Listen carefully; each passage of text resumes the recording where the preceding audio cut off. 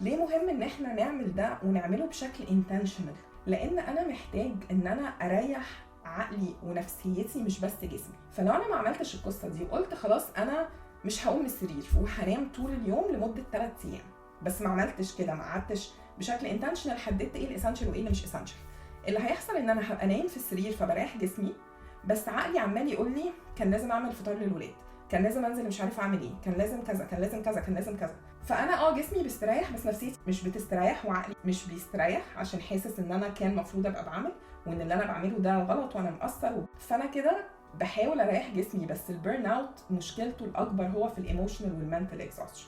لكن لما اكون انا intentionally قبل ما اعمل القصه دي قعدت وفكرت وقررت انه these are the essentials، هي دي الحاجات الاسنشال، وهي دي الحاجات اللي انا هحاسب نفسي عليها، وهي دي الحاجات المطلوبه مني، ولو انا عملت بس الاسنشالز دي فانا كده تمام جدا في الفتره دي، ساعتها خلاص هقدر ادي مخي واعصابي بريك من الضغط اللي انا حاطه على نفسي ده.